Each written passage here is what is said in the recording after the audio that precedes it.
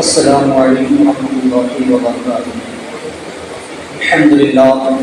نحمده ونستعینه ونستغفره ونؤمن به ونعوذ باللہ من شرور انفسنا ومن سیئات اعمالنا من يهده الله فلا مضل له ومن يضلل فلا هادي له ونشهد ان لا اله الا الله وحده لا شريك له ونشهد ان سيدنا ومولانا محمدا عبده ورسوله فقد قال الله تبارك وتعالى في القرآن المجيد والفرقان الحميد أعوذ بالله من الشيطان الرجيم بسم الله الرحمن الرحيم إني وجدت امرأة تملكهم وأوتيت من كل شيء ولها عرش عظيم صدق الله العظيم وبلغنا رسوله النبي الأمين النبي الكريم لمن الشاهدين والشاكرين والحمد لله رب العالمين۔ بعد توحید میں بالشی علیہ صادق کے پروان ہو خواجہ کے چاہنے والوں مصطفیٰ جان رحمۃ اللہ کے دیوان والی آواز سے گفتگو سے قبل ہم اور آپ مل کر انتہائی خلوص و محبت کے ساتھ امت خضرا کی جانب لگا کر حضور نبی کریم و رحیم صلی اللہ تبارک و تعالی وسلم کی بارگاہ بے کس بنا میں درود و سلام کا ترانہ پیش کرتے ہوئے اللہم صلی علی سیدنا و مولانا محمد معاذ الوجود والکرم و آلہ و اصحابہ وبارک وسلم۔ ایک مرتبہ پڑھی اللہم صلی علی سیدنا و مولانا محمد صلی اللہ علیہ وسلم بحمد اللہ والبلاغات وتقبل بجل حاجات وتطيبنا بحمد الجنة السيئات وقوم بأنك لدرجات وتبرم فرقائك بجميع خيرات الحياة بعد الممات إنك لكل شيء قدير وصلى بركتك لكفر وصلى صلاة كاملة سلام أحرم على سيدنا محمد العبد والفرج وقلب الحواجب وعلى المخالف السماوات ويستصر الغمام وجهه الكريم وعلى آله وأصحابه بكل لمحة ونفس بعدد كل معلوم لك يا الله يا الله يا الله۔ حضرت سیدنا سلیمان نبی علیہ السلام کا ذکر خیر شروع تھا۔ اس سے قبل ہم نے اس میں سماعت کیا کہ ہدہد جو کہ سلیمان السلام کی خدمت میں معمور تھا اور آپ کے یہاں پرندوں کی طرف سے وہ ان کا سردار تھا اور اس کی ڈیوٹی یہ تھی کہ حضرت سلیمان السلام کے لیے پانی کی تلاش بھی کرتا۔ بہرحال لہٰذا جب اپنے وقت پر وہ غائب رہا تو سلیمان السلام نے اس کے متعلق پوچھا، لہٰذا جب خود لوٹ کر کے آیا تو کس طریقے سے اس نے سلیمان السلام کی بارگاہ میں حاضری دی ہم نے پچھلے ہفتے دیکھا۔ اب اس نے جو اپنا عذر پیش کیا، سلیمان السلام نے کہا تھا کہ اگر کوئی معقول دلیل لے کر کے آیا، کوئی ایسی دلیل لے کر کے آیا جو قابل قبول ہو تو پھر میں اسے بخش لوں گا۔ لہٰذا اب اس نے اپنی دلیل پیش کی، انی وجدت امرأۃ تملکہم، اس نے کہا کہ بے شک میں نے دیکھا کہ ایک عورت ہے جو ان پر شادی کر رہی ہے، جو لوگوں پر حکومت کر رہی ہے۔ لہذا سیدنا سلیمان السلام کو بالکل یقین دلانا چاہتا ہے کہ اس عرصے میں اتنے وقت میں جو میں آپ کے پاس سے غائب رہا تو میں آپ ہی کی خدمت پر معمور ہوں، کوئی اور اپنے ذاتی مفاد کے لیے کسی اور مقصد کے لیے میں نہیں تھا، بلکہ آپ سے دور رہ کر بھی میں آپ ہی کی خدمت اور آپ ہی کا کام انجام دے رہا تھا۔ میں نے ایک ایسی عورت کو دیکھا ہے کہ جو لوگوں پر حکومت کر رہی ہے، لوگوں پر شاہی کر رہی ہے، لہٰذا میں نے چاہا کہ اس کا علم حاصل کروں اور آپ تک اس کی خبر پہنچاؤں تاکہ آپ کو اس کے بارے میں علم حاصل ہو جائے۔ بلقیس کون تھی؟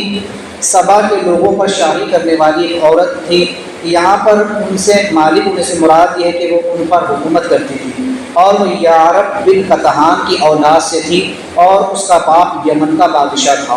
دراصل اس سے بلقیس بنت شراجی بن مالک بن ریان مراد ہے، اور چونکہ یارب بن قطحان کی اولاد میں سے تھی لہٰذا ان کی شاہی یعنی جو کہ حکومت 40 پشتوں سے بطور وراثت چلی آ رہی تھی، اور سوائے بلقیس کے اس کے باپ کوئی اولاد نہ تھی، اسی لیے اپنے باپ کی وراثت میں اسے یہ ملک ملا اور وہاں پر کے جو لوگ تھے وہ اس کے سب زیر فرمان تھے۔ اس کے بارے میں ایک روایت یہ ہے کہ بلقیس کے باپ کو وقت کے بڑے بڑے بادشاہوں نے نکاح کی پیشکش کی کہ ہماری بیٹی سے نکاح کر لیں، لیکن بادشاہ یہ کہتا اس کا باپ کہ کوئی بھی عورت میرے کفو نہیں، یعنی میرے برابر کی ویسی نہیں جیسی میں چاہتا ہوں۔ لہٰذا روایت میں ہے کہ اس کا نکاح ایک جنیہ عورت سے کیا گیا، جو جن ہے اس عورت سے اس کا نکاح ہوا، لہٰذا اس کا نام قاریہ یا ریحانہ بنت سکن تھا اور اسی سے بلقیس پیدا ہوئی۔ بہرحال بلقیس کی وفات کے بعد کا ایک عجیب واقعہ تفسیر البیان میں ہے کہ مروان الحمار نے حکم دیا کہ تدمر شہر کو تباہ و برباد کر دو، لہٰذا جب اس شہر پر حملہ بولا گیا اور اس شہر کی اینٹ سے اینٹ بجائی گئی تو اس میں ایک مکان، ایک گھر ایسا پایا گیا کہ جس میں ایک عورت کا جسم مردہ جسم رکھا ہوا تھا، اور جسے ادویہ یعنی دوائیوں کے ذریعے سے صحیح و سالم رکھا ہوا تھا، اور اس کی شکل و صورت جو ہے، اس کا حسن جو ہے وہ سورج کو بھی شرما رہا تھا،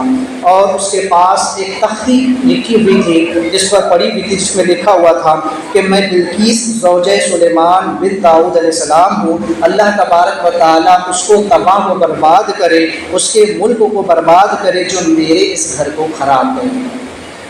تو بہرحال اس نے کہا ہدہد نے کہ میں نے ایسی عورت کو دیکھا ہے کہ جو لوگوں پر حکومت کر رہی ہے، وہ اوتیت من کل شیء، اور وہ ہر شے سے دی گئی ہے، اسے ہر چیز سے تھوڑا تھوڑا ملا ہے۔ وہ اوتیت من کل شیء، یہاں پہ لفظ کل یہ جو ہے تو عام، یعنی ہر شے سے، جیسے ہر شے دی گئی ہے۔ اس سے یہ مراد نہیں ہے کہ ہر تمام چیزیں اس کو دے دی گئی، مراد یہ ہے کہ بادشاہوں کو جن چیزوں کی ضرورت پڑتی ہے ان میں سے چیزیں اس کو دی گئی ہے۔ اب ہم اہل سنت والجماعت کا جو عقیدہ حضور علیہ السلام کے بارے میں ہے کہ اللہ تبارک و تعالیٰ نے حضور کو علم غیب عطا فرمایا، تو کلی علم غیب سے مراد یہاں پر یہی ہے کہ ہر علم سے اللہ نے حضور کو تھوڑا تھوڑا عطا فرمایا۔ یہ نہیں کہ کل کا کل عطا فرما دیا، جیسا علم اللہ کا معاذ اللہ ویسا علم ہرگز حضور کا نہیں، بلکہ جتنی ضرورت تھی اللہ تبارک و تعالیٰ نے اپنے محبوب کو ویسا علم عطا فرمایا۔ تو لہٰذا یہ اس بات کی دلیل ہے کہ اوتیت کل شیء، یعنی کہ اتنا جتنے کی اسے ضرورت تھی۔ لہٰذا اس نے ایک بات اور کہی، وَلَهَا عَرْشٌ عَظِيمٌ، اور اس کا جو تخت ہے وہ بہت بڑا ہے۔ بلقیس کا جو تخت اس نے دیکھا تھا، تخت بلقیس، ہدہد نے اس کے بارے میں اس نے کہا وَلَهَا عَرْشٌ عَظِيمٌ، اور اس کا جو عرش ہے، اس کا جو تخت ہے وہ بہت بڑا ہے۔ لہٰذا اس کے تخت کی یہ مثال بلقیس کے حال کے مطابق تھی یا دیگر بادشاہوں کے تخت کے مقابل اس نے اسے بڑا کہا تھا۔ عرش دراصل اس چھت کو کہا جاتا ہے، چھت والی شے کو کہا جاتا ہے، لیکن بڑے تخت پر بھی اس کا اطلاق ہوتا ہے۔ جو بہت بڑا تخت ہوتا ہے اس پر بھی اس کا اطلاق ہوتا ہے۔ بلقیس کا جو تخت تھا وہ 80 بائی 80 گز کا تھا، یعنی 80 گز لمبا، 80 گز چوڑا اور 80 گز اونچا تھا۔ لہٰذا اس کا اگلا حصہ سونے اور یاقوت اور احمر و زبرجد افضل سے جڑا گیا تھا، اور اس کا پچھلا حصہ چاندی کے مختلف جواہر سے تیار کیا گیا، اور اس کے 4 پائے تھے، 4 پہیے تھے جو یاقوت احمر، یاقوت اخضر، زبرجد، موتی، اور اس کے کناروں پر سونا ہی سونا تھا، اور اس کے 7 دروازے تھے، اور ہر دروازہ مقفل تھا یعنی بند تھا، اور ہر جگہ پر بہترین قسم کے قالین بچھے ہوئے۔ بلقیس کا جو تخت تھا وہ سونے، چاندی، جواہرات اور ان سے بنا ہوا تھا، اور 7 دروازوں کے اندر مقفل، 7 دروازوں کے اندر بند تھا، اور ہر دروازے کے اندر جو ہے تو بہترین قسم کے قالین وغیرہ بھی اس میں بچھے ہوئے تھے۔ لہٰذا آگے چل کر ایک بات اور اللہ تعالیٰ نے اس میں فرمائی ہے، رب العرش العظیم، کہ اللہ تبارک و تعالیٰ کا عرش سب سے بڑا ہے نا، رب العرش العظیم، اللہ کا عرش سب سے بڑا ہے۔ لہٰذا عرش کو عظیم اس لیے کہا گیا کہ وہ جمی مخلوق سے بڑا ہے۔ اس سے ثابت ہوا کہ بلقیس کا جو تخت ہے وہ اس کی عظمت کے موافق یا پھر دیگر بادشاہوں کے مقابل میں اس کا جو بڑا ہونا ہدہد نے بیان کیا، یا تو بلقیس کی عظمت کے موافق بیان کیا، یا تو پھر یہ کہ دیگر بادشاہوں کے جو تخت ہے اس سے بڑا تخت بلقیس کا تخت ہے، ورنہ اللہ تبارک و تعالیٰ کے عرش کو کسی شے سے کوئی نسبت نہیں، کیونکہ تمام جمی مخلوقات اور یہ 14 طبق، یہ پوری کائنات اللہ کے عرش کے سامنے ایک ذرے کے برابر ہے۔ یہ پوری کائنات، سب کچھ، پورا برہمانڈ جو ہے اللہ تبارک و تعالیٰ کے عرش کے سامنے ایک ذرہ بے مقدار کی حیثیت رکھتا ہے، کوئی ذرہ بھی نہیں رکھتا۔ تو لہٰذا اللہ کا عرش سب سے بڑا ہے، سب سے عظیم ہے، سب سے بڑھ کر کے ہے۔ بہرحال ان دونوں عرشوں کے مابین زمین و آسمان سے بھی کہیں زیادہ کا فرش ہے، جو تو فرق ہے۔ کہاں اللہ کا عرش اور کہاں بلقیس کا تخت، کوئی اس کو جو ہے تو کچھ بھی نہیں۔ یہ پوری کائنات جو اتنی بڑی ہے یہ بھی خدا کے عرش کے سامنے ایک ذرے سے بھی کمتر ہے، تو پھر بلقیس کا تخت اللہ کے عرش کے مقابل کیسے ہو سکتا ہے؟ لیکن یہاں پر قرآن مجید میں بلقیس کے تخت کو عرش کہا گیا اور کہا کہ وَلَهَا عَرْشٌ عَظِيمٌ، اس نے کہا حضور نے کہ اس کا عرش بہت بڑا، اسے بھی عرش عظیم کہا گیا، اور اللہ تبارک و تعالیٰ نے اپنے عرش کو بھی عرش عظیم فرمایا ہے۔ اب دونوں ہی عرش اور دونوں ہی عظیم، لیکن کہاں بلقیس کا تخت اور کہاں اللہ کا عرش، کہاں بلقیس کا تخت جو 7 دروازوں کے اندر مکفل ہے اور اسی زمین کے اوپر ہے، جبکہ اللہ تبارک و تعالیٰ کے عرش کے سامنے یہ ساری کائنات، یہ سارا برہمان صرف ایک ذرے سے بھی کمتر کی حیثیت رکھتا ہے۔ لیکن جو بات میں بتانا چاہتا ہوں کہ باوجود اس کے بلقیس کے تخت پر بھی عرش عظیم کا اطلاق ہوا، تو اس سے پتہ چلا کہ اللہ تبارک و تعالیٰ کی صفات کا اطلاق مخصوص صفات کو چھوڑ کر، اللہ کی چند مخصوص صفات کو چھوڑ کر اس کی دیگر صفات کا اطلاق اس کے انبیاء علیہ السلام پر، خصوصاً رسول السلام پر اور دیگر مخلوقات پر بھی ہوتا ہے۔ اگر یہ کہا جائے کہ اللہ تبارک و تعالیٰ غیب کا عالم ہے، غیب کا جاننے والا ہے، اور یہی بات حضور کے لیے کہی جائے کہ حضور بھی غیب کے جاننے والے، تو شرک نہیں ہوگا۔ خدا بھی غیب جانتا ہے اور مصطفیٰ بھی غیب جانتے ہیں، یہ شرک نہیں ہے۔ جس طرح بلقیس کا تخت بھی عرش عظیم کہلایا اور خدا کا عرش بھی عرش عظیم ہے، لیکن فرق زمین و آسمان سے بھی کئی زیادہ کا ہے، تو اسی طرح اللہ تبارک و تعالیٰ کا علم جس کی کوئی حد نہیں ہے، جس کا کوئی کنارہ نہیں ہے، جس کی مثل کوئی علم نہیں ہے، اور حضور صلی اللہ علیہ وسلم کا علم جو اللہ تبارک و تعالیٰ کے عطا کرنے سے، تو اس میں شرک کی کوئی بات نہیں ہے، کیونکہ اللہ تعالیٰ سمیع و بصیر ہے، اللہ سنتا بھی ہے، اللہ دیکھتا بھی ہے، اللہ کلام بھی فرماتا ہے، اللہ تبارک و تعالیٰ ارادہ بھی فرماتا ہے، اور جبکہ بندے بھی دیکھتے ہیں، بندے بھی سنتے ہیں، بندے بھی کلام کرتے ہیں اور بندے بھی ارادہ کرتے ہیں، تو کیا اس طرح سے ایک عام بندہ خدا کے جیسا ہو جائے گا معاذ اللہ؟ یا خدا کی صفات کا وہ خدا کی صفات کا مظہر تو ٹھہرے گا لیکن خدا کا شریک نہیں ہوگا۔ تو اسی طرح اللہ تبارک و تعالیٰ کی صفات کا اطلاق اس کے بندوں پر، انبیاء پر، اولیاء پر ہوتا ہے۔ لہذا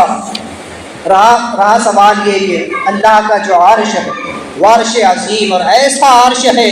کہاں مصطفیٰ کی ذات بابرکات۔ لوگ نبی کو اپنی طرح کا بشر سمجھتے ہیں نا، وہ کہتے ہیں کہ نبی ہماری طرح کے بشر ہے، ہماری طرح کے عام انسان ہے۔ سن لے کہ عام انسانوں کی بات اور ہے، عام انسانوں کے نزدیک خدا کے عرش کا تصور صرف اتنا ہے کہ وہ اتنا جانتے ہیں کہ خدا کا عرش ہے اور وہ سب سے بڑا ہے، اس کے عرش کی ماہیت کیا ہے، اس کے عرش کی حقیقت کیا ہے، آج تک کسی نے نہ جانا، خدا کے عرش کو کسی نے نہ دیکھا، خدا کے عرش کے بارے میں کوئی نہیں جانتا کہ وہ کیسا ہے، عام انسان کیا جانیں گے، لیکن مصطفیٰ کریم صلی اللہ علیہ وسلم کی شان کیا ہے، مصطفیٰ کی ذات اوروں سے مستثنیٰ ہے۔ لوگ جو نبی کو اپنی طرح کا بشر کہتے ہیں، ذرا وہ بتائے تو صحیح کہ خدا کا عرش کیسا ہے، کیا انہوں نے خدا کا عرش دیکھا ہے؟ تو وہ یہی کہیں گے ہم نے خدا کا عرش نہیں دیکھا، صرف سنا ہے، قرآن میں پڑھا ہے کہ رب العرش العظیم، اللہ کا عرش بڑا ہے۔ لیکن آؤ مصطفیٰ سے پوچھو تو مصطفیٰ علیہ السلام وہ ہے کہ جن کے بارے میں قرآن کہتا ہے ثم دنا فتدل فكان قاب قوسين او ادنى، کہ مصطفیٰ اپنے رب کریم کے پاس پہنچے، مصطفیٰ شب معراج عرش پر بھی پہنچے، بلکہ مصطفیٰ کے قدم عرش پر بھی پڑے ہیں، مصطفیٰ عرش پر پہنچے ہیں، تبھی تو اعلیٰ فرماتے زہ عزت و اطلاع محمد کہ عرش حق ہے زیر پائے محمد۔ مصطفیٰ عرش پر گئے ہیں، مصطفیٰ عرش پر ٹھہرے ہیں، بلکہ عرش سے بھی اوپر خدا کے قرب خاص میں پہنچے، اور یہی تک نہیں بلکہ اعلیٰ فرماتے ہیں کہ عرش حق ہے مسند رفعت رسول اللہ کی، دیکھنی ہے حشر میں عزت رسول اللہ کی۔ حدیث پاک میں ہے کہ اللہ کے رسول السلام فرماتے ہیں کل قیامت کے دن جب خدا کا عرش لگے گا اور خدا اپنے عرش پر اپنی کرسی پر جلوہ فرما ہوگا، تو وہی خدا کے عرش پر میں بھی جلوہ فرما ہوں گا۔ تمام لوگ تو عرش کے نیچے ہوں گے لیکن مصطفیٰ عرش کے اوپر۔ اور نبی کو اپنی طرح کا بشر سمجھنے کی غلطی نہ کرے۔ مصطفیٰ جان رحمت صلی اللہ علیہ وسلم ان باتوں سے مستثنیٰ ہے، بعض چیزوں سے حضور کا استثناء ہوتا ہے، حضور کو اپنی طرح کا عام انسان خیال نہ کرے۔ بہرحال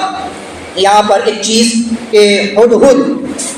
جس کو سلیمان علیہ السلام کے صدقے یہ معارف یہ علم نصیب ہوا، اور اس کے ذکر میں اس میں بیان ہوا تھا کہ معلوم ہو کہ ہدہد اس عقیدے کا مالک تھا، وہ اپنے عقیدہ و دین میں متصدق تھا، اور سب کچھ اس لیے بیان کیا گیا تاکہ حضرت سلیمان علیہ السلام ہدہد کا عذر معفول تہ دل سے قبول فرمائے اور بلقیس کے مقابلے کے لیے مکمل طور پر تیاری کرے۔ یہاں پر ہدہد کو جو علم ملا بلقیس کا، جو اس نے کہا کہ میں ایسی خبر لے کر کے آیا ہوں ملک سبا سے کہ آپ نہیں جانتے ہیں، اور وہ بات آپ کے علم میں نہیں ہے، بلکہ میں نے ایک ایسی عورت کو دیکھ کر کے آیا ہے جو اوروں پر جو تو اور لوگوں پر شاہی کر رہی ہے، اور اس کا عرش بڑا عظیم ہے، اور وہ ہر شے سے دی گئی ہے، اس کی ایک بہت بڑی سلطنت ہے، اس کی بھی ایک حکومت ہے، لہٰذا اے سلیمان علیہ السلام یہ جو علم مجھے حاصل ہوا ہے، یہ جو میں آیا ہوں دیکھ کر کے، تو علماء فرماتے ہیں کہ یہ جو ہدہد کو علم ملا یہ سلیمان علیہ السلام کے صدقے ملا، اس لیے کہ وہ سلیمان علیہ السلام کا خادم تھا، حضرت سلیمان علیہ السلام کے دربار کا ایک ادنا غلام تھا، اپنے والدین کا فرمانبردار تھا، اس لیے اس کو یہ علم نصیب ہوا، اور یہ صدقہ ہے سلیمان علیہ السلام،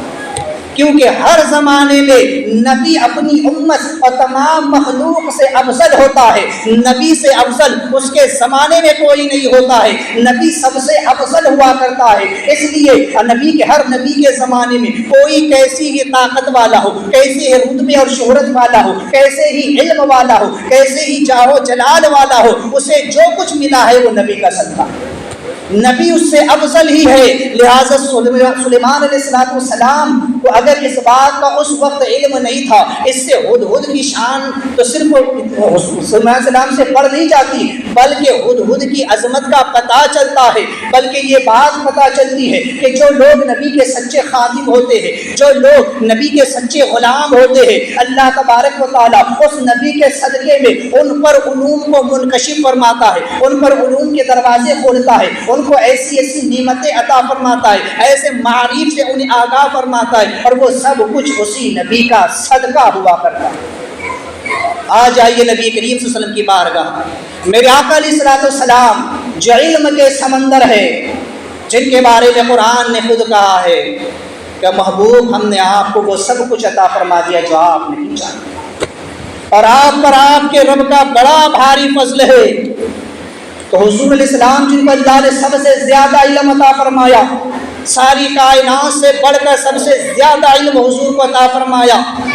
وہ آقا کریم علیہ السلام کی بارگاہ کے جو حاضر باش ہے، ان صحابہ اکرام کی زندگیوں کو پڑھ کر کے دیکھے، حضرت ابوبکر کو دیکھے، وہ صدیق بن کر کے چمکے، حضرت عمر فاروق بن کر کے چمکے، مولا حضرت عثمان غنی بن کر کے، اور مولا علی شجاع بن کر کے چمکے ہیں، تو یہ مصطفیٰ کا صدقہ ہے، ان کے علوم جو ہے، ان کے جو معاملات ہیں، وہ سب مصطفیٰ کا صدقہ ہے۔ تمام صحابہ کیا ہے؟ حضور صلی اللہ علیہ وسلم کے نور سے منور ہے، حضور کے علم سے روشن ہے، پھر ان سے تابعین ہوئے، ان سے تبع تابعین ہوئے، ان سے ائمہ مجتہدین ہوئے، غرض کہ آج دنیا میں جو بھی علم ہے، جتنے علماء ہیں، جتنے مفتیان اکرام ہیں، یا جو بھی ہے جس کے پاس جو بھی ہے، وہ سب مصطفیٰ کا صدقہ ہے، سب مصطفیٰ کے نور سے روشن ہے، جس طرح یہ کائنات، یہ پورا برہمان سورج سے روشن ہوتا ہے۔ آپ دیکھیں سائنس یہ کہتی ہے کہ ہماری زمین کا بلکہ ہمارے جو ہے تو سولار سسٹم کا سب سے بڑا سیارہ جو ہے وہ سن یعنی سورج، باقی دیگر سیارے اس سے چھوٹے ہیں، اور وہ سب اسی سے روشن ہوتے ہیں۔ اب چاند ہو، چاہے زمین ہو، چاہے وہ مریخ ہو، عطارد ہو، زہرہ ہو، جو بھی ہو، تمام سیارے، تمام اسٹار جو ہے وہ سورج کی روشنی سے مستار اپنی روشنی مستار لے کر روشن ہوتے ہیں، لہٰذا یہ سب سورج کی روشنی سے ہی چمکتے ہیں۔ سائنس یہ کہتا ہے، بگ بینگ کا تصور آپ پڑھ کر کے دیکھیں کہ بگ بینگ یعنی جب ایک بہت بڑا دھماکہ ہوا تو اسی دھماکے سے یہ تمام برہمان کا وجود ہوا اور تمام سیارے اور ستارے بنتے چلے گئے، لہٰذا سورج ہمارے سولار سسٹم کا یہ سب سے بڑا سیارہ ہے، جو کہ گیس کا اور جو تو ایک ایسی گیس کا سیارہ ہے، ستارہ ہے کہ جو روشن ہے، جو آگ ہے، جو چمکتا ہے، اور اسی سے تمام سیارے جو ہے وہ اپنی روشنی مستار مثال لیتے ہیں، اور بعض سیارے وہ ہوتے ہیں، ستارے اسٹار وہ کہلاتے ہیں جن کے اندر جو ہے تو چمکنے کی صلاحیت ہوتی ہے، کسی روشنی کو جذب کر کے پھر اسے دوبارہ ریفلیکشن کرنے کی ان میں صلاحیت ہوتی ہے، وہ اسٹار بنتے ہیں۔ اس لیے کہ جب بگ بینگ ہوا تھا، جب بڑا دھماکہ ہوا تھا، اس دھماکے سے جتنے بھی مٹیریل نکلا تھا اسی سے یہ سیارے اور ستارے اور اسٹرائڈ بنتے چلے گئے۔ لہٰذا وہ سیارے اور ستارے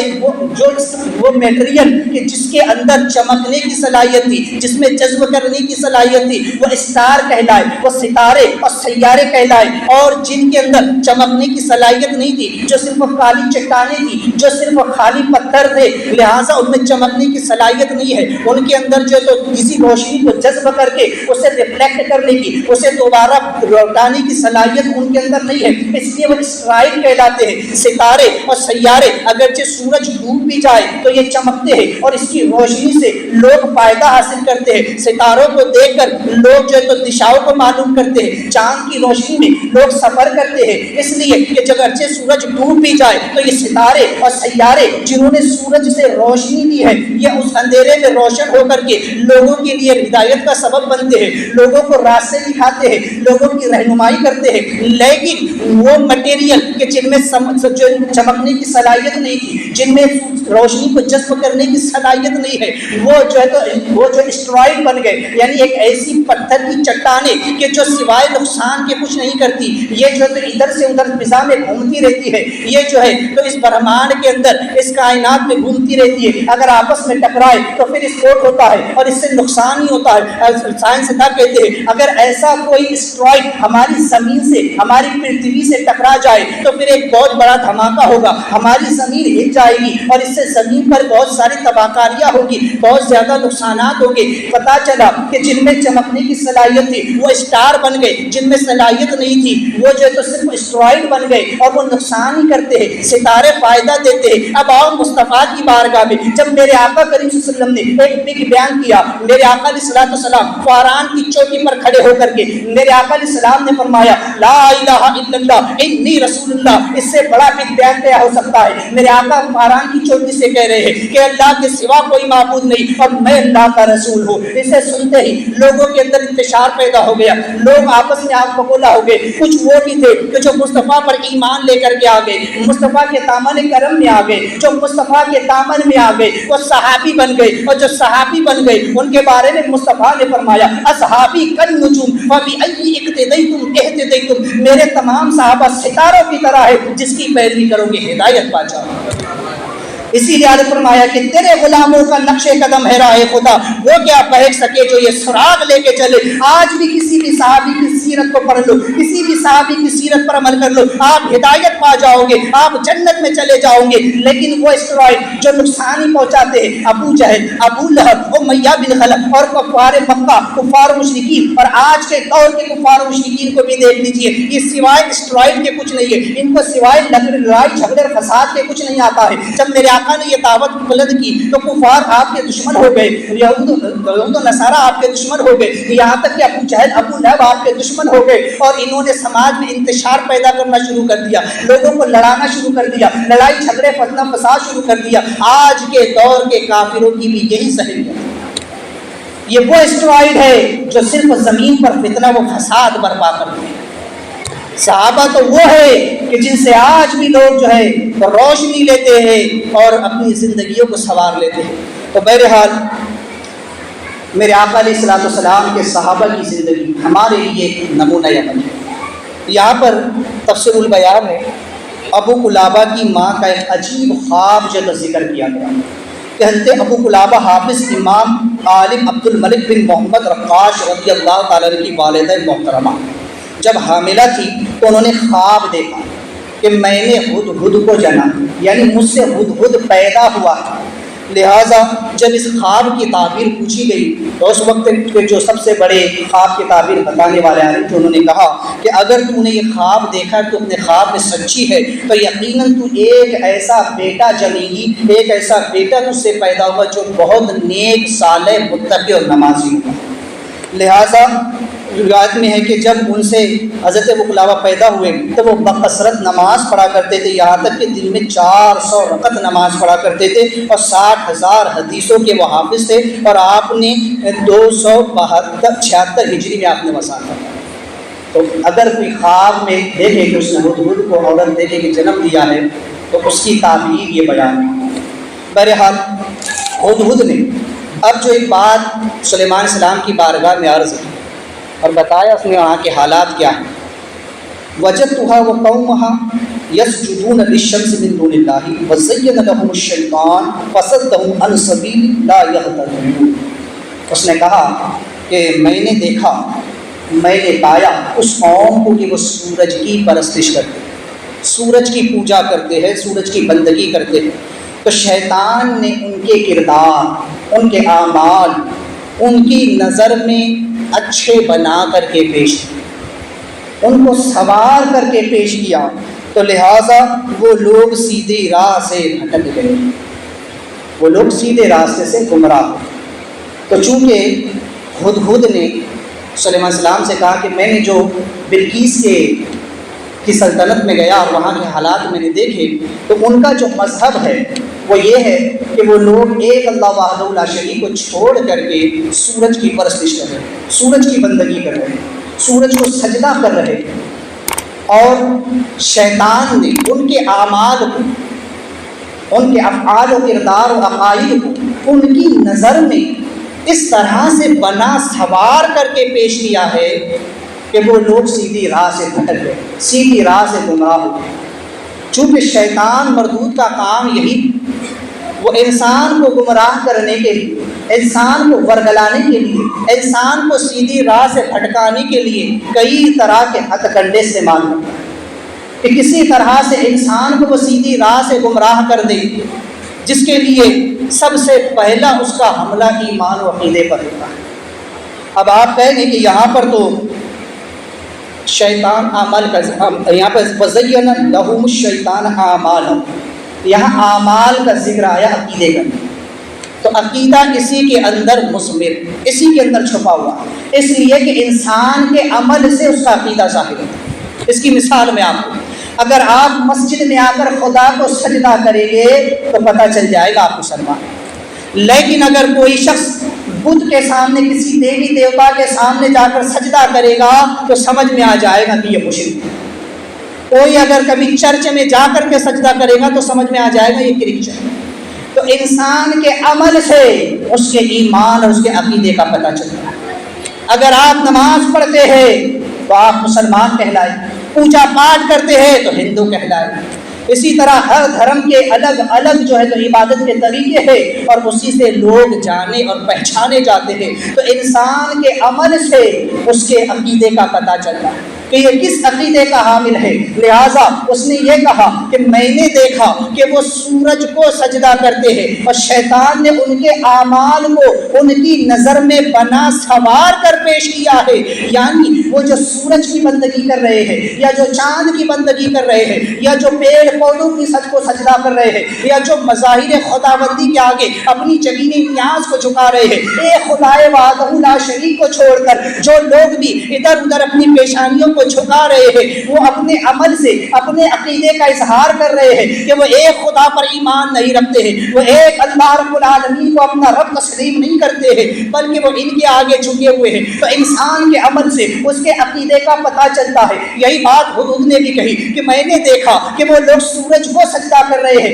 ان کا عمل تھا سجدہ کرنا، لیکن عقیدہ پتہ چل گیا کہ وہ لوگ مشرک ہیں، وہ ایمان والے نہیں ہیں، وہ خدا کو ماننے والے نہیں ہیں، بلکہ سورج کی بندگی اور پرستش کرنے والے ہیں۔ تو شیطان کا پہلا حملہ انسان کے عقیدے پر ہوتا ہے کہ کسی طرح اس کے ایمان و عقیدے کو برباد کر دیا جائے۔ جب انسان کا ایمان و عقیدہ برباد کر دیا جائے تو پھر اس کے اعمال کوئی حیثیت نہیں رکھتے ہیں، اس کے اعمال میں کوئی معنی نہیں رکھتے ہیں، وہ حب منصورہ کی طرح کل قیامت کے دن اڑا دیے جائیں گے۔ لہٰذا ایمان و عقیدہ سب سے اہم اور ضروری چیز ہے۔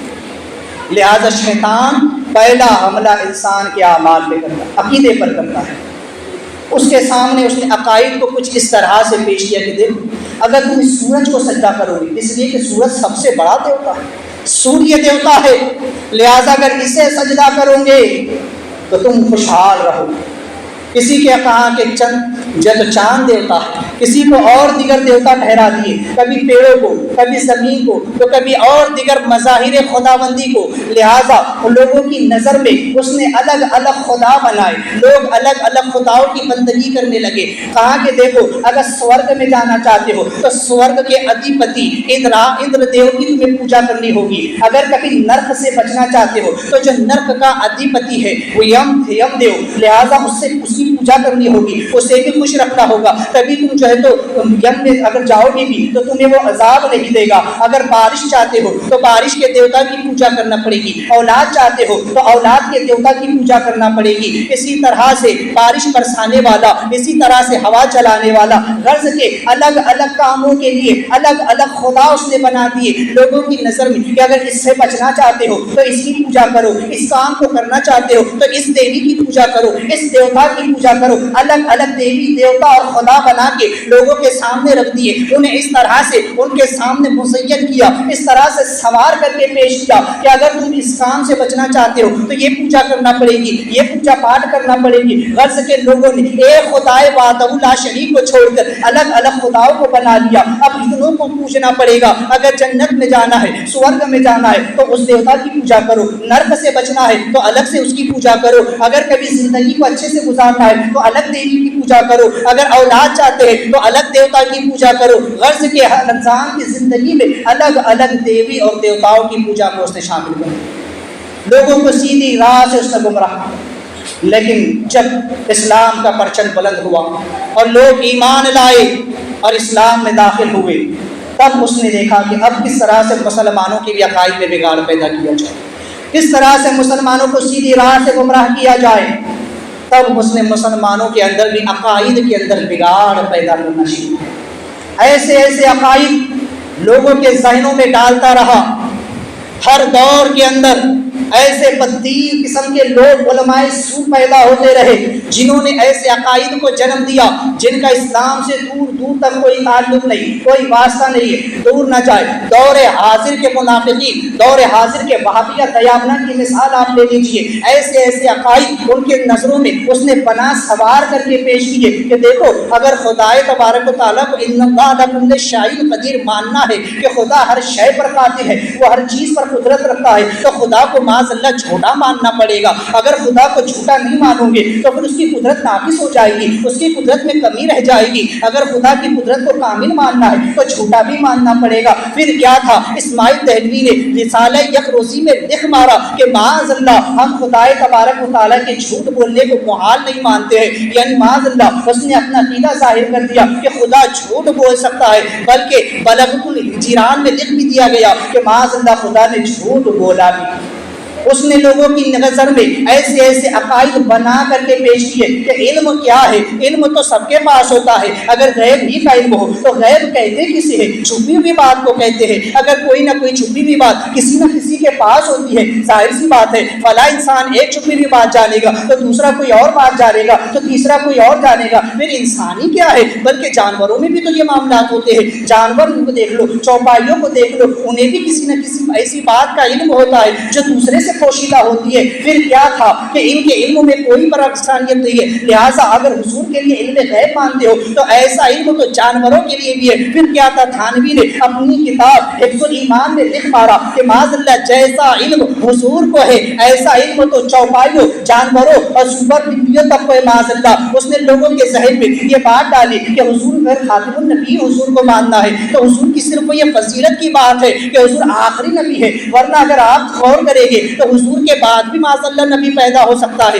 حضرت عیسیٰ علیہ السلام کو دیکھ لو کہ وہ حضور کے بعد آئے گے، اس کے بعد بھی حضور آخری نبی ہے، اس کے بعد بھی حضور خاتم النبیین ہے، حضور کی خاتمیت میں کوئی فرق نہیں آئے گا۔ اس لیے اگر نبی کے بعد، ہمارے نبی کے بعد معاذ اللہ کوئی نبی پیدا ہو جائے تب بھی حضور یہ آخری نبی رہے گے، حضور کی خاتمیت میں فرق نہیں آئے گا۔ پھر کیا تھا، لہٰذا قاسم نانوتوی نے اپنی کتاب تہذیب الناس میں لکھ دیا کہ معاذ اللہ بلکہ اگر بالفرض بعد زمانے نبی صلی اللہ علیہ وسلم بھی کوئی نبی پیدا پیدا ہو جائے تو پھر بھی حضور کی خاتمیت میں فرق نہیں آئے گا. ارے کیسے نہیں آئے گا؟ جو حضور کے بعد پیدا ہوگا وہ نیا نبی ہوگا. اسلام میں یہ نئے عقائد جنم لینے لگے. اس نے کہا کہ شیطان نے لوگوں کے دل میں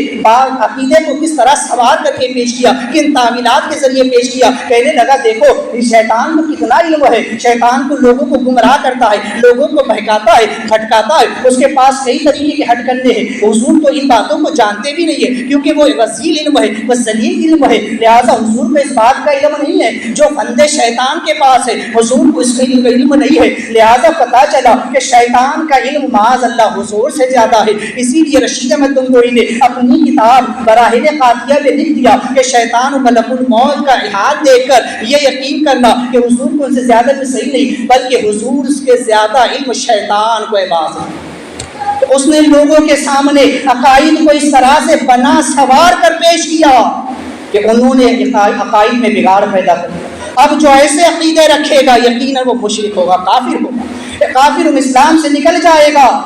اب چاہے وہ لاکھ نمازیں پڑھتا رہے لیکن شیطان نے اس کی نظر میں عقائد کو اس طرح سے بنا کر کے پیش کیا ہے، اس طرح سوار کر اور ایسی دلیلوں کے ساتھ پیش کیا ہے کہ لوگ آج اس پر یقین رکھتے ہیں، اس کو صحیح مانتے ہیں اور اللہ رسول کی شان میں گستاخی کر کے وہ لوگ اسلام سے خارج ہو. جب اس نے دیکھا کہ یہاں بھی کچھ لوگ بچ گئے اور اس ہتھ کنڈے میں نہیں پھنسے تو اب لوگوں کے اعمال کو کیسے برباد کیا جائے، ان کی نظر میں اعمال کو کس طرح سے بنا سوار کر کے پیش کیا جائے. تو اس نے گناہوں کو اس طرح سے لوگوں کے سامنے پیش کیا، انہیں سوار کر کے پیش کیا. لوگ گناہ کرنے میں کوئی آر محسوس نہیں کرتے. یہ وہ زمانہ ہے، بے حیائی کا ایسا دور آیا ہے کہ لوگ گناہ کرنے میں شرم محسوس نہیں کرتے ہیں، بے حیائی کرنے میں لوگوں کو حیا نہیں آتی ہے. ایک زمانہ تھا کہ لوگ تو گناہ کرنے میں بھی ڈرتے اور شرم محسوس کرتے تھے، لیکن اب تو ایسا زمانہ ہے کہ معاذ اللہ لوگ چلتے پھرتے گناہ کر رہے. میرے آقا علیہ السلام نے فرمایا تھا کہ ایک زمانہ آئے گا کہ لوگ چلتے پھرتے زنا کریں گے لیکن کوئی شرم ان میں باقی نہ رہے گی، حیا ان میں باقی نہ رہے گی. اللہ اکبر کبیرہ. ہم اپنے ماتے کی نگاہوں سے دیکھ رہے کیسا بے حیائی کا زمانہ آیا ہے. لوگوں کے سامنے شیطان نے گناہوں کو اس طرح سے سوار کر کے پیش کر دیا ہے کہ گناہ کے کام کرنے میں انسان کو لذت محسوس ہوتی ہے، اسے مزہ آتا ہے، وہ سمجھتا ہی نہیں ہے کہ وہ گناہ کر رہا ہے. لیکن جو گناہ سے بچ گئے اور نیکی کی راہ پر چلنے لگے تو ان کے نیک اعمال میں بھی اس نے پھر جو ہے تو وہاں ایسی ایسی چیزیں پیدا کر دی، اس کے اندر ملاوٹ کر دی تاکہ لوگ پھر سیدھی راہ سے گمراہ. لہٰذا آج اگر ہم مسلمانوں کے حالات کو دیکھیں، مسلمانوں کے احوال کو دیکھیں، آج ہمارے درمیان میں کئی قسم کی رسمیں رواج جنم لے چکے ہیں. آج اگر ایک چھوٹی سی بھی رسم ہمیں ادا کرنی ہوتی ہے شریعت کی، اگر دین کا کوئی کام بھی کرنا ہوتا ہے تو اس کے پیچھے کئی ساری غیر شرعی رسمیں اس کے پیچھے چلی آتی. میں آپ کے سامنے اگر صرف چند ایک مثالیں رکھوں تو سب سے بڑی مثال اگر آج کے دور میں دیکھیں نا، ہمارے سامنے نکاح کیا ہے؟ میرے آقا علیہ السلام فرماتے ہیں النکاح من سنتی فمن رغب عن سنتی فلیس منی. میرے آقا علیہ السلام فرماتے ہیں نکاح میری سنت ہے، جو اس سے اعراض کرے وہ ہم میں سے نہیں ہے.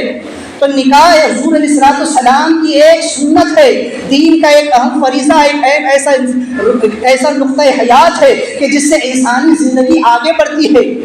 لیکن آج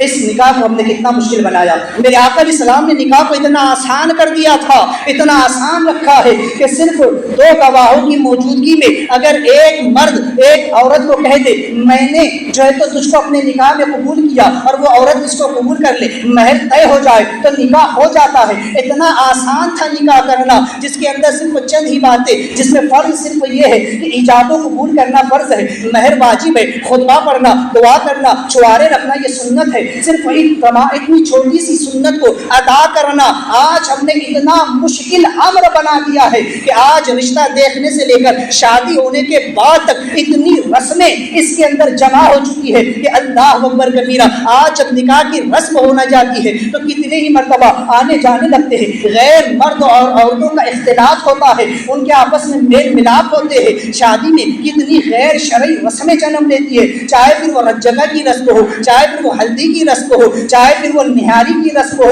چاہے پھر وہ جوتا چھپانے کی رسم ہو، اللہ اکبر کبیرہ، پھر ویڈیو شوٹنگ دیکھ لیجیے، بینڈ باجے تاشے دیکھ لیجیے، کیا کیا کچھ نہیں آج نکاح کے نام پر ہوتا ہے۔ کہا ایک چھوٹی سی سنت تھی، ایک ایسی عظیم سنت تھی جسے مصطفیٰ نے بڑا آسان رکھا تھا، لیکن ہم نے اسے اتنا مشکل بنا دیا۔ آج شیطان نے لوگوں کے سامنے شادی کا تصور اس طرح سے بنا کر کے رکھا ہے کہ جب تک بینڈ باجا نہ بجے بولے شادی شادی نہیں لگتی ہے، موت کا گھر لگتا ہے۔ جب تک لوگوں کی دعوت نہ ہو، جب تک مرد عورت کا اختلاط نہ ہو، بولے شادی کا پتہ ہی نہیں چلتا۔ جب تک بارات میں ہزاروں لوگ جا کر نہ کھا لے تب تک شادی پتہ نہیں چلتی کہ شادی ہوئی ہے۔ اللہ اکبر کبیرہ، کتنی ہی ہزاروں ایسی رسموں سے، بے جا رسموں سے گزر کر کے آج لوگ اسے شادی کا نام دیتے ہیں، سنت کا نام دیتے ہیں کہ ہم نے ایک سنت ادا کی ہے۔ ارے اپنے نفس کے خوش کرنے کے لیے اتنی غیر شرعی رسموں سے گزر کر تم نے شادی کی اور اسے سنت کا نام دیتے۔ سنت تو وہ تھی جو میرے مصطفیٰ نے عطا فرمائی، سنت تو وہ ہے جو صحابہ نے کر کے دکھائی ہے۔ لیکن اللہ اکبر کبیرہ،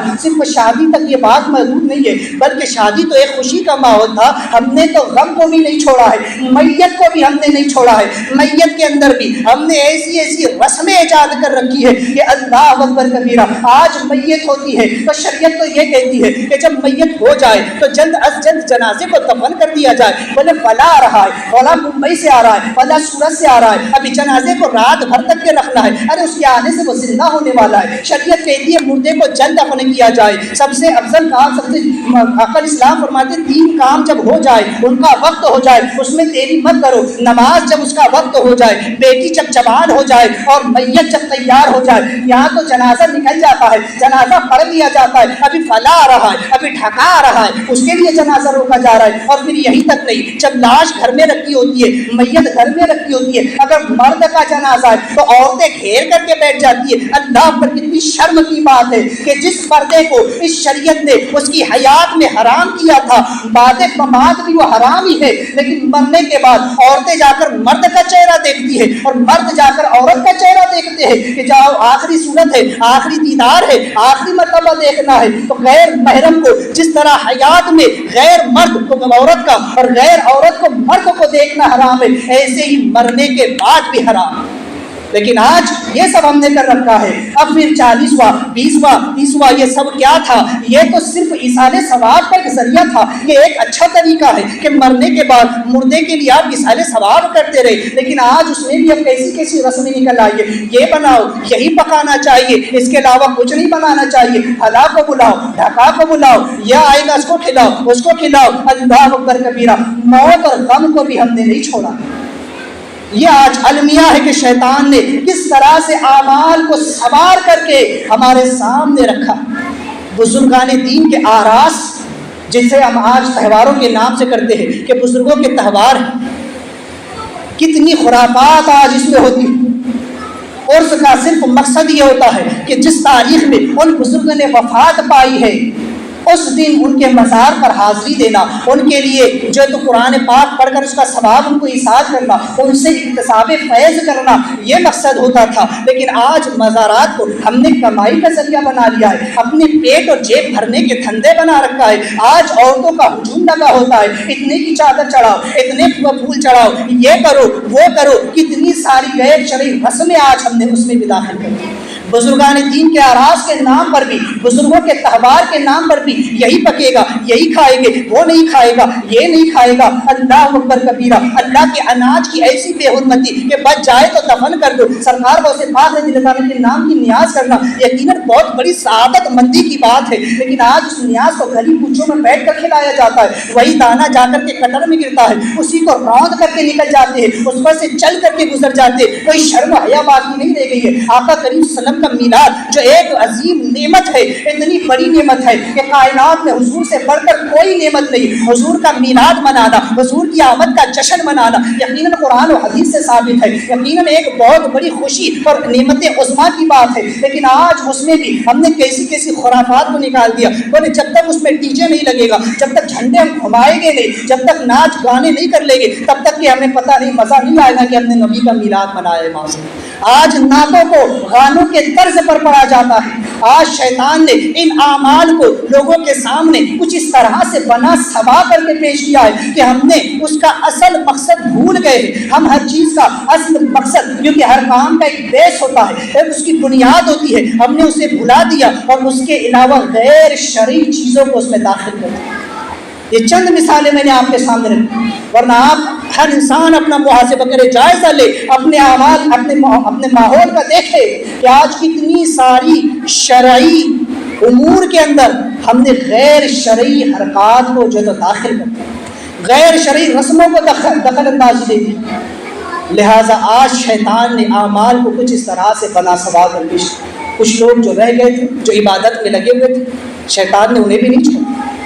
عبادت کرنا چاہتے ہو، نماز پڑھتے ہو، روزہ، زکوٰۃ، حج، صدقات، خیرات، ٹھیک ہے کر لو، اس میں تو کمی بیشی نہیں ہو سکتی۔ 4 رکعت ہے تو 4 ہی پڑھنا پڑے گی، 2 ہے تو 2 ہی پڑھنا پڑے گی، زکوٰۃ ہے تو دینا ہی پڑے گی، حج ہے تو کرنا ہی پڑے گا۔ تو یہاں اس نے ان کی نیتوں میں ملاوٹ، ان کی نیتوں کے اندر کھوٹ پیدا کر دیا، ریا اور دکھاوے کو داخل کر دیا۔ اب انسان لاکھ نمازیں پڑھ رہا ہے، لوگ جو ہے تو حج کرے یا جو ہے تو زکوٰۃ دے یا نیک اعمال کرتا رہے، صدقات، خیرات، حج، عمرہ کرتا رہے۔ انسان جب نماز کے لیے کھڑا ہوتا ہے نا، بولے فلاں صاحب دیکھ رہا ہے، فلاں دیکھ رہا ہے، ذرا اچھی سے پڑھ لوں۔ اگر امام صاحب بھی ہو تو بولے آج فلاں ٹرسٹی صاحب آئے، فلاں مولانا صاحب، فلاں آج میرے پیچھے ہے، آج اچھی قرت مجھے کرنی ہے، آج اچھی تقریر مجھے کرنی ہے، آج اچھے سے فتویٰ مجھ کو لکھ کر کے دینا ہے۔ علماء بھی نہیں بچے، عوام تو عوام ہے، علماء بھی ہے، سبھی کو اس نے اپنی لپیٹ میں رکھا ہے۔ آج انسان اگر نماز کے لیے بھی کھڑا ہوتا ہے تو دیکھتا ہے کہ کوئی مجھے دیکھ رہا ہے تو اطمینان سے پڑھتا ہے، اگر کوئی نہیں ہے تو جلدی جلدی پڑھی اور جو ہے تو بھاگ گیا۔ اگر لوگوں کو دکھانا ہے کہ فلاں تو سیٹ ہے، نہیں پارٹی ہے، تو لوگوں کو دکھانے کے لیے جو ہے تو آج روپیہ پیسہ تقسیم کیا جا رہا ہے، صدقات خیرات کیے جا رہے ہیں، دکھاوے کے لیے حج کیے جا رہے ہیں۔ فلاں صاحب بولے اتنے عمرے کر کے آئے ہیں، ان کا نام بھی تو ہونا چاہیے، کوئی عمرہ صاحب ہے، کوئی حاجی صاحب ہے، کوئی نمازی صاحب ہے، کوئی کیا صاحب بنا بیٹھا ہے، صرف لوگوں کے دکھاوے کے لیے، لوگوں کو جتانے کے لیے۔ بلکہ آج لوگ اگر غریبوں کی مدد بھی کرتے ہیں نا تو وہ بھی دکھاوے سے خالی نہیں ہے۔ آج اگر فلسطین کے مسلمانوں کی مدد کی جا رہی ہے، غزہ کے مسلمانوں کی مدد کی جا رہی ہے، تو اس میں بھی صرف ریاکاری اور دکھاوا ہے۔ میرے آقا علیہ السلام تو فرماتے ہیں کہ نیکی تو وہ ہے، صدقہ اچھا صدقہ تو وہ ہے، خیرات تو وہ ہے کہ ایک ہاتھ سے دو تو دوسرے ہاتھ کو خبر نہ ہو۔ یہاں تو اشتہار چھپ رہے ہیں، یہاں تو ویڈیو بن رہے ہیں، سوشل میڈیا پر وائرل ہو رہا ہے، دیکھو ہماری اتنی مدد پہنچ گئی، ہم نے اتنی مدد کر دی فلسطین والوں کی، ہم نے اتنی رقم پہنچا دی، ان کے ویڈیو وائرل ہو رہے ہیں، ان کے بینر وائرل ہو رہے ہیں، سوشل میڈیا پر ہنگامے مچے ہوئے ہیں۔ اسے کہتے ہیں آپ نے کی، اسے کہتے ہیں خلوص کے ساتھ کام کرنا۔ ارے خلوص کے ساتھ تو یہ ہے کہ اس ہاتھ سے دے تو اس ہاتھ کو خبر نہ ہو۔ یہاں تو سوشل میڈیا پر اپنے نمازی ہونے کا ڈھنڈورا پیٹا جا رہا ہے، اپنے روزے دار ہونے کا ڈھنڈورا پیٹا جا رہا ہے، روزہ رکھ کر فوٹو نکالے جا رہے ہیں، کسی کا نماز میں فوٹو نکالا جا رہا ہے، کوئی حج کرنے جا رہا ہے تو کعبے کے سامنے سیلفیاں لے کر کے بتا رہا ہے میں حج کرنے آیا ہوں، میں عمرہ کرنے آیا ہوں۔ ارے یا شیطان نے ان کے نظروں میں ان کے اعمال کو اچھا بنا کر کے پیش کیا، یہ نہیں سمجھ رہے کہ ہم گناہ کر رہے، انہیں لگتا ہے کہ ہم نے بہت اچھا کام کیا ہے، ہم تو بہت بڑا کام کر رہے ہیں، ہم تو کعبے میں پہنچ کے سیلفی لے کے بڑا اچھا کام کر رہے ہیں، اسے سوشل میڈیا پہ اپلوڈ کر رہے ہیں۔ ہم نے کوئی گناہ نہیں کیا، ہم نے کوئی غلط نہیں کیا کہ ہم نے فلسطین والوں کی مدد کی اور پھر اس کی ویڈیو بنا کر کے لوگوں میں ڈھنڈورا پیٹ کر شہرت حاصل کر لی۔ ارے کیا سمجھتے ہو، شیطان نے تمہاری نیتوں میں کھوٹ پیدا کر دیا، اس سے بڑھ کر کیا ہو سکتا ہے؟ کیونکہ ایسے اعمال بھی عقارت کر دیے جائیں گے، برباد کر دیے جائیں گے جو صرف لوگوں کے دکھاوے کے لیے کیے گئے تھے، لوگوں کے جتانے کے لیے کیے گئے تھے۔ تم نے اگر خدا کے لیے کرنا ہوتا تو اس سوشل میڈیا پہ تم ہرگز شیئر نہ کرتے۔ شیطان نے بتایا کہ نہیں یہ اچھا کام ہے، لوگوں کو پتہ چلے گا، لوگ جانیں گے کہ آپ بھلا کتنا اچھا ہے، بھلا نے دیکھو حج بھی کیا، بھلا نے عمرہ بھی کیا، بھلا نے فلسطین والوں کی مدد بھی کی۔ ارے وہ تو نمازی، دیکھو سوشل میڈیا پہ اس کی پروفائل کیا ہے۔ آج خاص کر کے نوجوان کو اس کے اعمال کو شیطان نے اس طرح سے بنا سوار کر کے پیش کیا ہے کہ آج کا نوجوان سمجھتا ہے ہم تو کوئی گناہ نہیں کرے، فیشن ہے صاحب، ٹرینڈ آج کے زمانے میں، آج ٹرینڈ چل رہا ہے۔ یہ مولانا مولویوں کو کیا کام ہے، ان کا کام یہ بس بولتے رہنا، یہ تو بولتی رہی ہیں۔ ان کو سمجھنا چاہیے مولویوں کو کہ آج ٹرینڈ کیا چل رہا ہے، آج حالات کیا چل رہے ہیں، زمانہ کس طرف جا رہا ہے، لہٰذا انہوں نے اپنا ہیئر اسٹائل بدل لیا، انہوں نے اپنے کپڑوں کا اپنے اسٹائل بدل لیا، انہوں نے اپنے چلنے پھرنے کا اسٹائل بدل لیا۔ آج جینس کی پینٹ بھی جگہ جگہ سے پھٹی ہوئی پہنی جاتی ہے، آج ٹی شرٹ بھی جو ہے تو کمر سے اوپر کے پہنے جاتے ہیں۔ مردوں نے عورتوں کا لباس اور عورتوں نے مردوں کا لباس، عورتوں نے مردوں کے چال چلن اور مردوں نے عورتوں کے چال چلن اختیار کر لیے ہیں۔ آج اللہ اکبر فیشن کے نام پر جتنی بے حیائیاں آج مسلم معاشرے میں جنم نہیں رہی ہے، پنپ رہی ہے، مسلمان یہ نہیں سمجھتا کہ میں گناہ کر رہا ہوں، بلکہ وہ کہتا ہے کہ یہ ٹرینڈ ہے، آج کے دور کا جو ہے تو یہی جو ہے تو شیوا ہے، یہی طریقہ ہے، آج اسی کا ٹرینڈ چل رہا ہے، آج سوشل میڈیا کا زمانہ ہے، آج اپنے آپ کو منوانے کا زمانہ ہے، آج اپنے فیس بک پر اور جو ہے تو اپنے ٹویٹر پر اور اپنے سوشل میڈیا اکاؤنٹ پر جو ہے تو اپنے آپ کو پوسٹ کرنے کا اور اپنی جو ہے تو ہر بات کا لوہا منوانے کا زمانہ ہے۔ انسان اس کو گناہ نہیں سمجھ رہا ہے، اس کو بے حیائی نہیں سمجھ رہا ہے، کیوں؟ کیونکہ شیطان نے اس کے اعمال کو اس طرح سے بنا سوار کر اس کی نگاہوں کے سامنے رکھ دیا۔ تو شیطان کا کام تو یہی آج ٹرینڈنگ کے نام پر آج کیا کچھ بے حیائیاں جنم نہیں دے رہی مسلم معاشرے کے اندر، تو یہ سب شیطان کے حربے، لیکن ہم کب سمجھیں؟ اس نے تو کسی کو نہیں بخشا، بڑے بڑے اولیاء بھی جو ہے تو کبھی اس کے جھانسے میں آئے، کتنوں کی تو ولایت بھی گئی، کتنوں کے معاملات تباہ برباد کر، اور آپ کس کھیت کی ہوئی۔ لہٰذا اس دور میں اگر انسان چاہتا ہے کہ وہ ترقی کرے تو یاد رکھنا ترقی آگے بڑھنے سے کبھی نہیں ہوتا۔ زمانہ بھلے ہی آگے بڑھنے سے ترقی کر لے گا، لیکن ایک مسلمان کو اگر ترقی کرنی ہے تو اسے آگے نہیں بلکہ 1500 سال پیچھے جانا ہوگا، اور مصطفیٰ جان رحمت صلی اللہ علیہ وسلم کی پیروی کرنا پڑے گی، ان کی اطاعت کرنا پڑے گی، ان کی سنتوں پر عمل کرنا پڑے گا، تب جا کے اس کی جو ہے ترقی ہوگی، تب جا کر ایک مسلمان ترقی کرے گا، تب جا کر ایک مسلمان جو ہے اس دنیا اور آخرت میں سرخرو ہوگا۔ ترقی آگے بڑھنے سے نہیں بلکہ 1500 سال پیچھے جا کر مصطفیٰ کی اطاعت کرنے سے ہوگی، اس لیے کہ قرآن نے کہا ہے، کسی نے قرآن نے کہا کہ وَإِنَّكَ لَعَلَىٰ عَظِيمٍ، کہ محبوب تمہارے اخلاق بڑے عظیم الشان ہے۔ قرآن نے کہا ہے کہ لَقَدْ كَانَ لَكُمْ فِي رَسُولِ اللَّهِ أُسْوَةٌ حَسَنَةٌ، کہ محمد صلی اللہ علیہ وسلم کی پیروی تمہارے لیے بہترین نمونہ ہے۔ جس نے حضور کی پیروی کر لی، جس نے حضور کی تابعداری کر لی، اس نے خدا کی بندگی کر لی، اس نے خدا کی تابعداری کر لی، اسی کو قرآن نے کہا ہے حزب اللہ، یہ اللہ کی جماعت ہے، اسی کو قرآن نے اصحاب الجنہ کہا ہے کہ یہ لوگ جنتی ہے، انہی کو جو ہے تو ہم الفائزون یعنی کامیاب لوگ کہا گیا ہے، انہی کو قد افلح المؤمنون یعنی کہ فلاح پانے والے لوگ کہا گیا ہے، انہی کو وانتم الاعلون ان کنتم تعلمون کہا گیا ہے۔ انہی لوگوں کے لیے قرآن نے یہ مژدے سنائے ہیں، انہی لوگوں کو قرآن نے کہا ہے کہ یہی لوگ ترقی کرنے والے ہیں، یہی وہ لوگ ہیں جو دنیا اور آخرت میں سرخرو ہونے والے ہیں، کامیاب ہونے والے ہیں۔ تو اگر ترقی چاہتے ہو تو مصطفیٰ جان رحمت صلی اللہ علیہ وسلم کی سچی پیروی۔ اسی نے ہمارے لیے جو ہے تو اسی لیے ڈاکٹر اقبال نے کہا تھا کہ طریقہ مصطفیٰ کو چھوڑنا ہے وجہ بربادی، اسی سے قوم ہوئی دنیا میں بے اقتدار۔ اگر آج بھی دنیا کے اندر ترقی چاہتے ہو تو مصطفیٰ کی شریعت کو تھام لو، مصطفیٰ کے دامن کو تھام لو، انشاءاللہ تبارک و تعالیٰ یہ دنیا میں بھی کامیاب ہو جاؤ گے اور آخرت میں بھی کامیاب ہو جاؤ گے۔ دعا ہے کہ مولا کریم ہم تمام کو شیطان کے مکر و فریب سے بچائے اور مصطفیٰ جان رحمت صلی اللہ علیہ وسلم کے نقش قدم پر چلنے کے توفیق عطا فرمائے۔ حضرات، چونکہ نماز کے مسائل کا بھی سلسلہ شروع تھا، نماز عصر سے متعلق چند مسائل سماعت کریں کہ غروب آفتاب کے 20 منٹ پہلے کا وقت ایسا مکروہ وقت ہے کہ اس میں کوئی بھی نماز پڑھنی جائز نہیں، لیکن اگر اسی دن کی عصر کی نماز نہیں پڑھی ہے تو اس وقت پڑھ لے، اگرچہ آفتاب غروب ہو رہا، اگرچہ سورج ڈوب رہا ہو، تب بھی اس دن کی عصر کی نماز اگر کسی نے نہیں پڑھی ہے تو اسے پڑھ لے، بلا عذر شرعی اتنی دیر تاخیر کرنا حرام ہے۔ اور